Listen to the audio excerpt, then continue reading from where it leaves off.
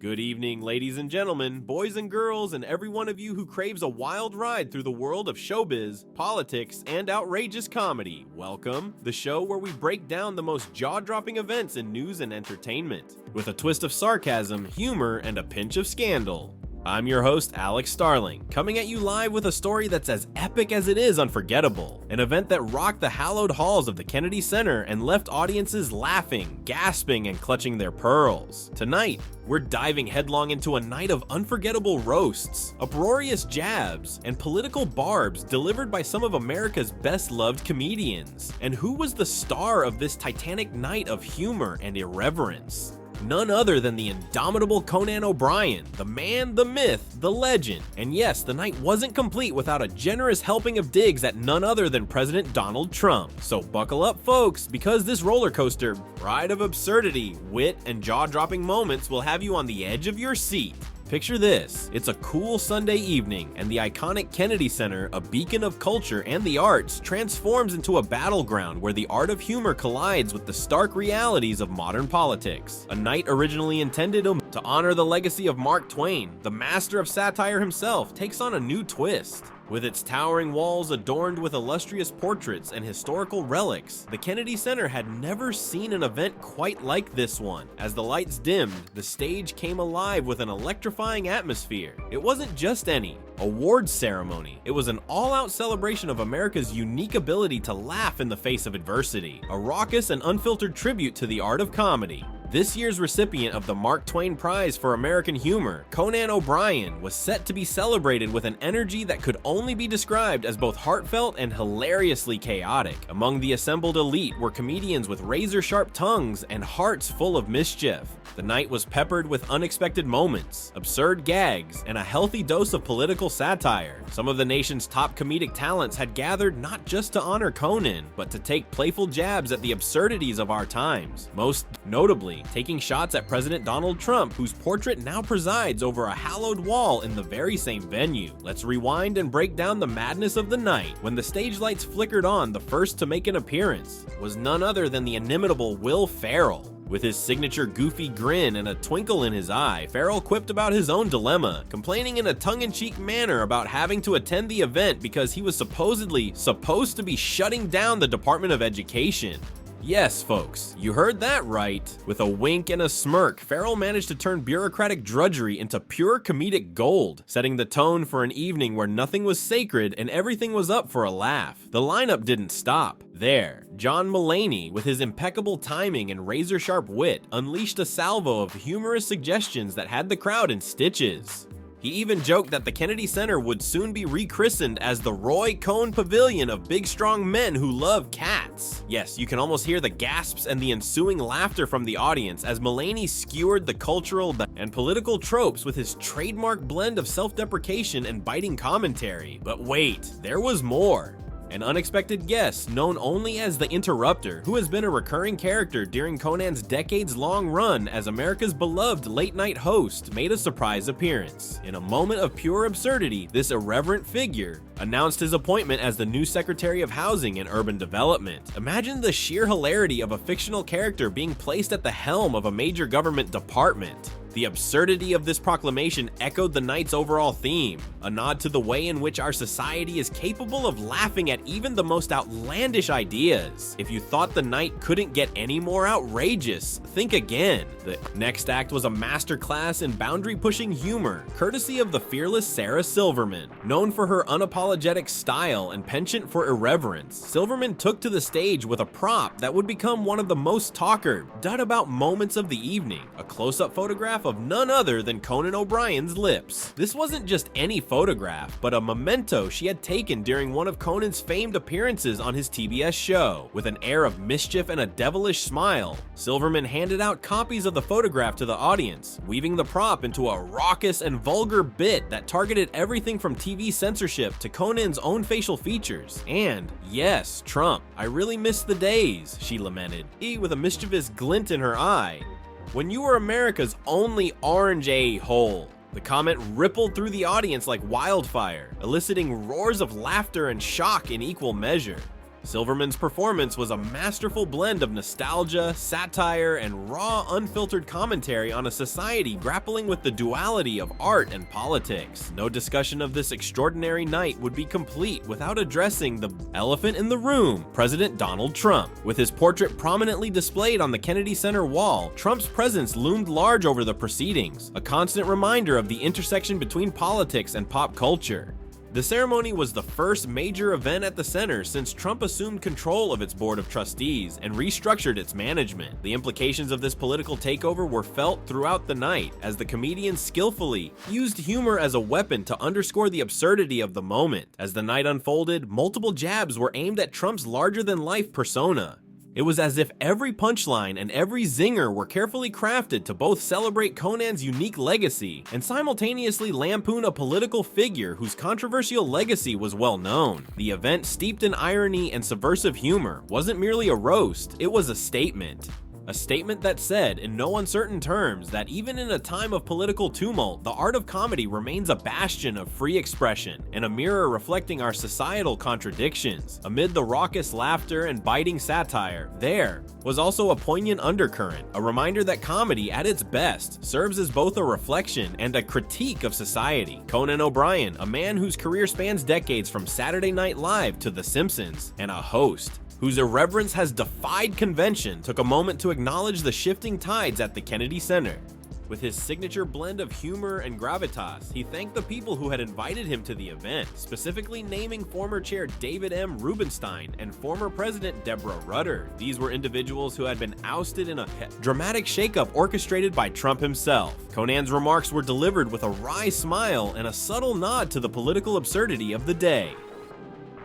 "Honestly, I don't know why they're not here tonight," he quipped. "I lost Wi-Fi in January. I guess they're stuck in traffic." This clever aside wasn't just a jab at the missing dignitaries. It was a reflection of the broader sentiment among those gathered, a mix of defiance, humor, and resilience in the face of political change. In his acceptance speech, Conan also invoked the spirit of Mark Twain, the man who had famously observed that patriotism is supporting your country all of the time and your government when it deserves it. In doing so, he reminded everyone that while politics may change, the human spirit, flawed, absurd, and utterly magnificent, remains the same. "Some of you may be thinking, what does this have to do with comedy?" Conan proclaimed. "It has everything to do with comedy. We are all flawed, absurd, and wallowing in the mud together." Twain is funny and important today because his comedy is a hilarious celebration of our fears, ineptitude, and the glorious mess of being human. As the audience erupted into a standing ovation, it was clear that the night was more than a mere awards ceremony. It was a celebration of the human condition as seen through the lens of comedy. Just when you thought the evening had peaked, the show delivered a finale that was as surreal as it was unforgettable.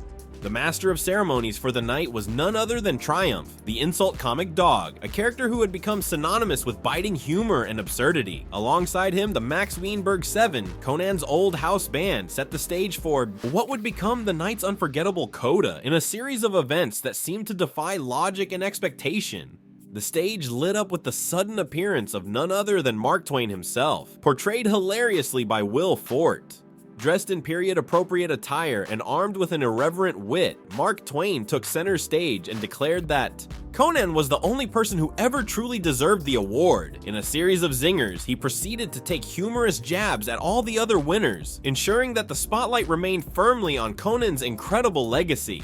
Conan O'Brien's triumph, the relentless wit of his peers, and the subtle yet potent political commentary all converged to create an experience that was as emotionally resonant as it was uproariously funny. It was a night that pushed boundaries, broke conventions, and left an indelible mark on the cultural landscape. A night that proved that in the grand theater of life, the most powerful moments are often those when we allow ourselves to laugh in the face of adversity. And so, dear viewers, that wraps up our comprehensive coverage of one of the most sensational nights in recent memory.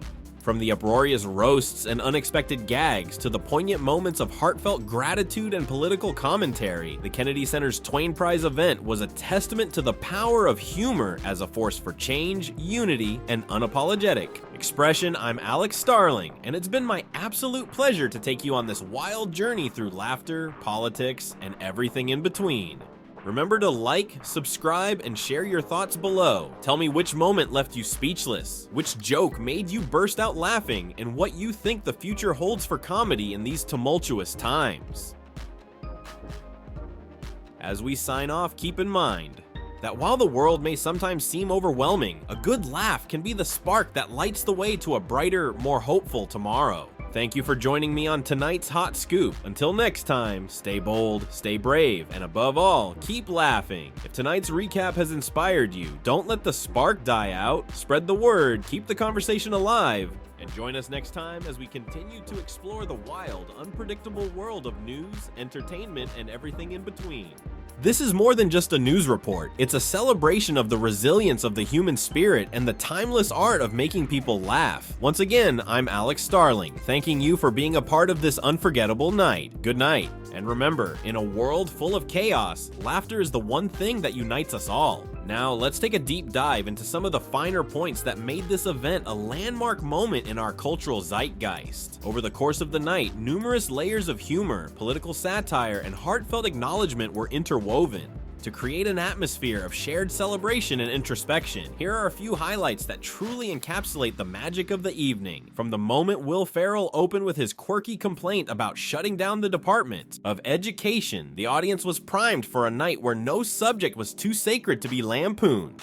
His humor set the tone for a series of appearances that were as unexpected as they were hilarious. John Mulaney's remark about renaming the Kennedy Center as the Roy Cohn Pavilion of Big Strong Men Who Love Cats was a masterstroke, a blend of political commentary and absurd imagery that left everyone laughing and questioning the norms of cultural reverence. The appearance of the Interrupter, a character who had long been a staple of Conan's irreverent universe, added another layer of surreal humor. Announcing his new role as Secretary of Housing and Urban Development, he reminded everyone that, in tonight's world, the line between fiction and reality was deliciously blurred. Silverman's decision to distribute close-up photographs of Conan's lips wasn't just a shock tactic, it was a statement. Her vulgar yet clever routine, which wove together themes of TV censorship, facial features, and political criticism, showcased the power of satire to transform a simple prop into a symbol of defiance. With President Trump's portrait looming in the background and the night marked as the first major event under his appointed board, every joke about the former president was layered with deeper meaning.